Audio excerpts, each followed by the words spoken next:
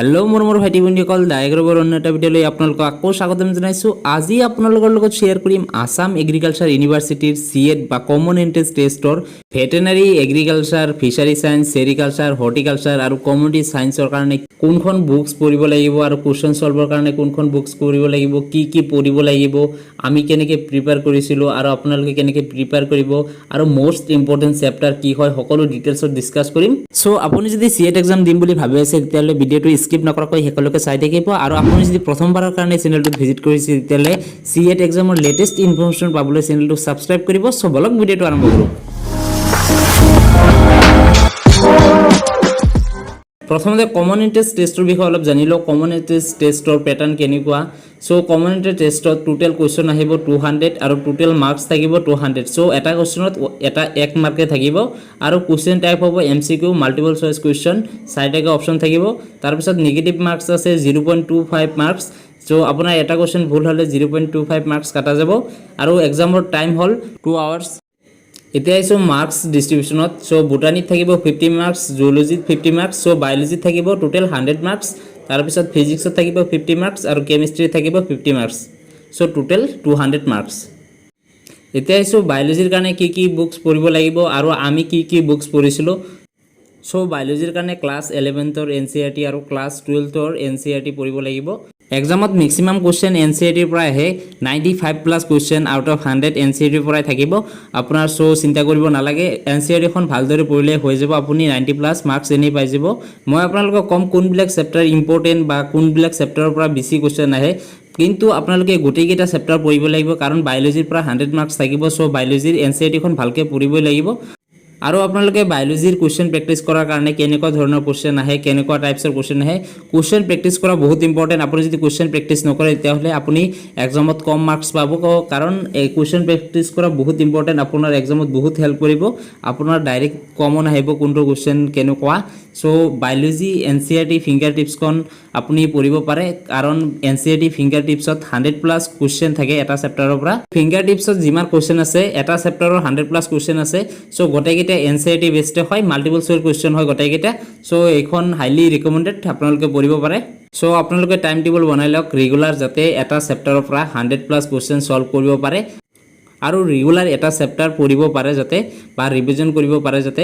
So তেনেকৈ আপোনালোকে প্ৰথমতে কি কৰিব পাৰে, NCERT বুকসখন পঢ়িব, তাৰ পিছত কোৱেশ্চন সলভ কৰিব। সো এনেকৈ ইজি হ'ব আপোনালোকৰ কাৰণে। আৰু আপোনালোকে যদি বিচাৰে যে 100 প্লাস কোৱেশ্চনৰ বেছি কোৱেশ্চন মই সলভ কৰিম তেতিয়াহলে আপুনি যদি কোচিং কৰি আছে তেতিয়াহলে কোচিঙৰ মডেলস বা DPP বা ডক্টৰালি কিতাপখন পঢ়িব পাৰে, তাতে বহুত কোৱেশ্চন আছে বায়োলজিৰ। আৰু লগতে বায়োলজিৰ কাৰণে আপোনালোকে নিটৰ প্ৰিভিয়াস ইয়াৰ বায়োলজিৰ কোৱেশ্চনবিলাক পঢ়িব পাৰে। CET এক্সামত নিটৰ প্ৰিভিয়াস ইয়াৰ কোৱেশ্চনৰ পৰা বহুত কোৱেশ্চন আহে। সো আপোনালোকে এইটো পঢ়িব পাৰে। আৰু নিট প্ৰিভিয়াস ইয়াৰ কোৱেশ্চন আনসাৰ বুক Amazon আৰু Flipkartত এভেইলেবল আছে, আপোনালোকে তাৰ পৰা অৰ্ডাৰ কৰিব পাৰে। সো আপোনালোকে বায়োলজিৰ কাৰণে ক্লাস 11 আৰু 12ৰ বায়োলজি NCERT খন আৰু NCERT ফিংগাৰ টিপছ আৰু নিট প্ৰিভিয়াস ইয়াৰ কোৱেশ্চন আনসাৰ পঢ়িব পাৰে। আৰু মই আৰু মোৰ লগৰবোৰে এই তিনিখনেই পঢ়িছিলোঁ। সো আপোনালোকেও পঢ়িব পাৰে এই তিনিখন। এতিয়া আইছো বায়োলজিৰ ইম্পৰ্টেন্ট চেপ্টাৰবোৰ, কোনবিলাক চেপ্টাৰৰ পৰা বেছিকৈ কোৱেশ্চন আহে। সো মই আপোনালোকক দিছোঁ কোনবিলাক চেপ্টাৰৰ পৰা বেছিকৈ কোৱেশ্চন আহে, কিন্তু আপোনালোকে ট্ৰাই কৰিব যাতে গোটেইকেইটা চেপ্টাৰ কভাৰ হয়, কাৰণ বায়োলজিত আপোনালোকৰ 100 মাৰ্কস থাকিব। সো গোটেইকেইটা চেপ্টাৰ কভাৰ কৰা বহুত ইম্পৰ্টেন্ট। সো আপোনালোকক মই দিছোঁ ইম্পৰ্টেন্ট চেপ্টাৰ যিবিলাকৰ পৰা বেছিকৈ কোৱেশ্চন আহে।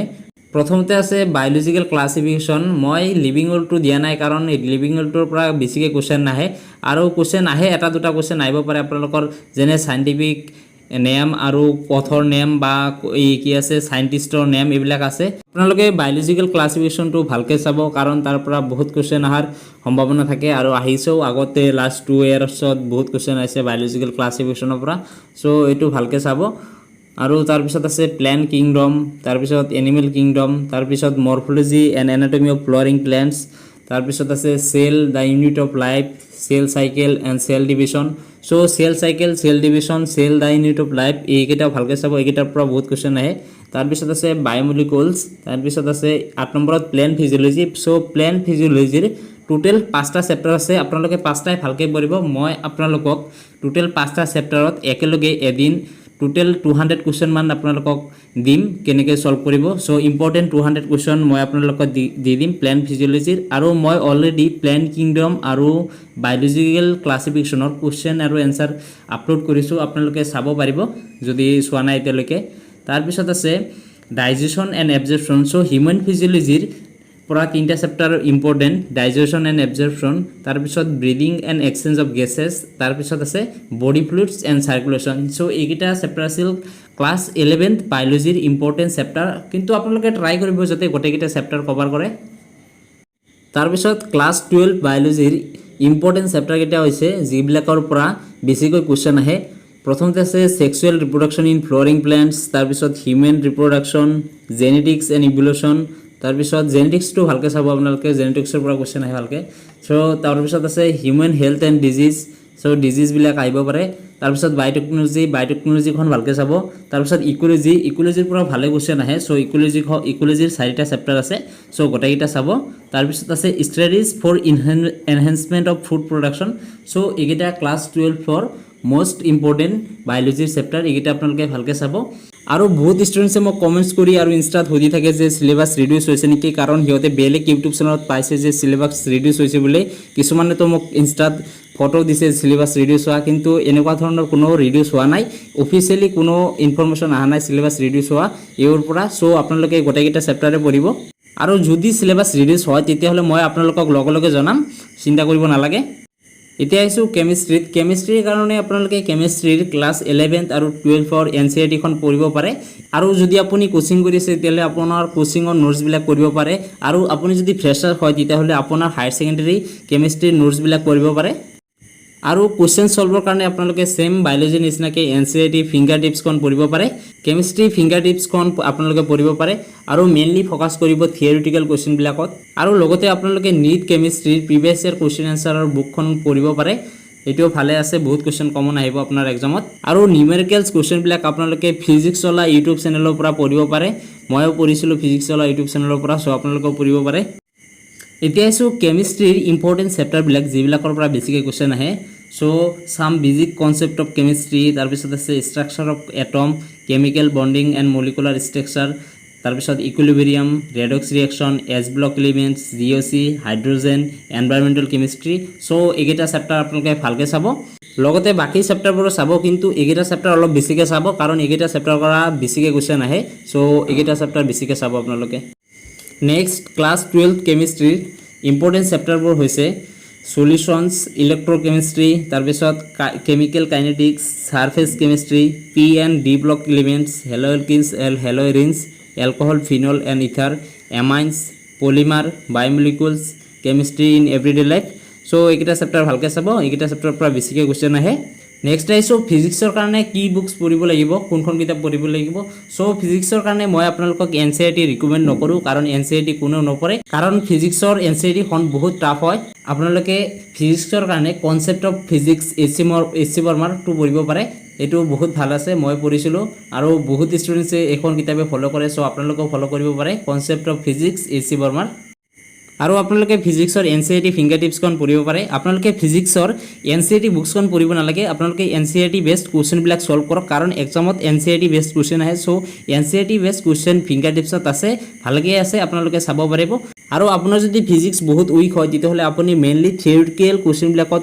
ফোকাস কৰিব কাৰণ আপুনি যদি থিওৰিটিক্যাল কোৱেশ্চন বিলাক সলভ কৰি যায় তেতিয়াহলে আপোনাৰ 20 বা 30 প্লাস মাৰ্কস আপুনি এক্সামত পাই যাব থিওৰিটিক্যাল কোৱেশ্চনৰ পৰা 30 প্লাস মাৰ্কস আহে সো আপোনালোকে থিওৰিটিক্যাল কোৱেশ্চন বিলাক পঢ়িব পাৰে ফিজিক্সৰ কাৰণে লগতে আপোনালোকে ফিজিক্স ওলা ইউটিউব চেনেলৰ পৰা পঢ়িব পাৰে ফিজিক্সৰ কাৰণে এতিয়া আইছো ফিজিক্সৰ ইম্পৰ্টেন্ট চেপ্টাৰ কি যিবোৰৰ পৰা বেছিকৈ কোৱেশ্চন আহে সো ইউনিট এণ্ড মেজাৰমেন্ট এটো আপোনালোকে ভালকৈ চাব আপোনালোকৰ বহুত কোৱেশ্চন আহে ইউনিট এণ্ড মেজাৰমেন্টৰ পৰা সো তাৰ পিছত আছে মোশন ইন ষ্ট্ৰেট লাইনৰ পৰা ভালকৈ কোৱেশ্চন আহে সো আপোনালোকে থিওৰিটিক্যাল কোৱেশ্চন বিলাক চাব বেছিকৈ ইউনিট এণ্ড মেজাৰমেন্ট আৰু মোশন ইন ষ্ট্ৰেট লাইনৰ পৰা তাৰ পিছত আছে laws of motion work energy and power gravitation mechanical property of solids thermodynamics kinetic theory of gases so এইগিটা class 11th physics or important chapter এইগিটা ভালকে চাব আৰু আপোনাৰ যদি ফিজিক্স বহুত উইক তেতিয়াহলে আপুনি বেলেগ চেপ্টাৰ চাব নালাগে এইগিটা চেপ্টাৰ ভালকে চালে হৈ যাব তাৰ পিছত ক্লাস 12 ফিজিক্সৰ ইম্পৰ্টেন্ট চেপ্টাৰবোৰ হৈছে